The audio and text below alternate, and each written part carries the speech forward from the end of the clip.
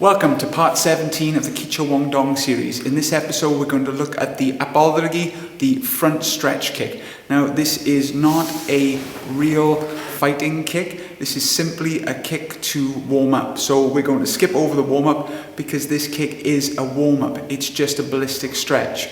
So taking it very easy, here are the rules. You stand back in a relaxed front stance and keep your right leg straight. Keep your left leg with a slight bend, toes facing forward. Front stretch kick is one of the only kicks where the toes do not move left or right. The other kick is of course the stomp kick. So we're going to just be in our guards up and then swing the leg gently up. And keep that leg straight and try and keep the rest of your body still. Try and focus on something in front of you and then simply swing your leg up. Now don't try and go to your highest target yet. Just nice and gentle. This is a ballistic stretch. I would always recommend doing a quick warm-up or stretch before performing this kick, as with all the kicks, and then just simply swing up, swing back, and as your leg starts to warm, as the hips get loose, start to swing higher. Keep your head up, looking forward, keep swinging through your guard, and when you're happy, swing through, replace your guard, and then you have the kick. You can either do this on the spot or walking forward.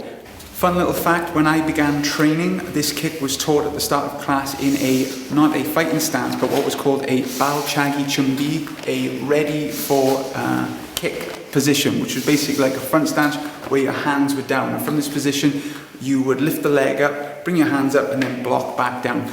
And we used to do this for front snap kick, and maybe in to out, and maybe out to in, and there was a side version as well.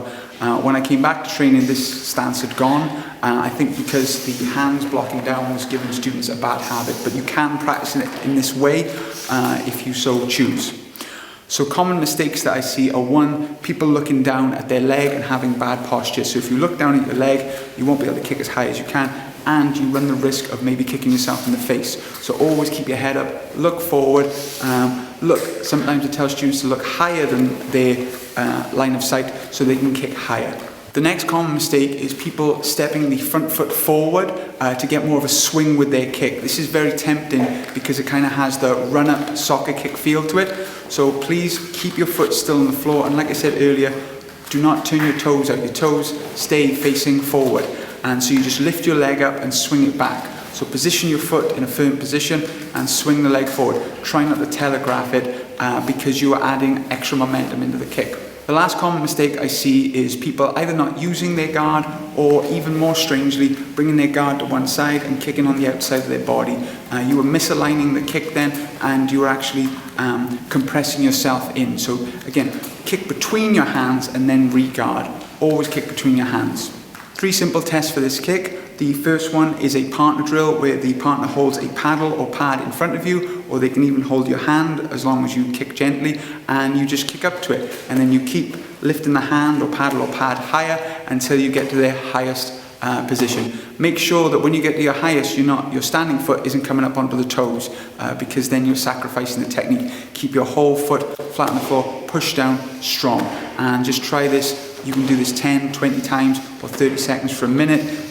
The last couple of repetitions or last couple of seconds of the drill should be your maximum height. The second drill is a slow drill designed to build the hip flexors and sort of control the motion. So your partner holds their fingers out, spread out, and hold it at a very low level to start with, and then you simply touch each finger with your big toe. And you try and do this for 30 seconds for a minute without using any momentum, without swinging, without moving your upper body, and you just start to build your quads, your hip flexor, and everything else. And this will really control the muscle to help you get that power to swing. The last test is a very simple drill, if you don't have a partner, is to do what we call T-kicks. So you hold your hands up to the side and simply swing side to side.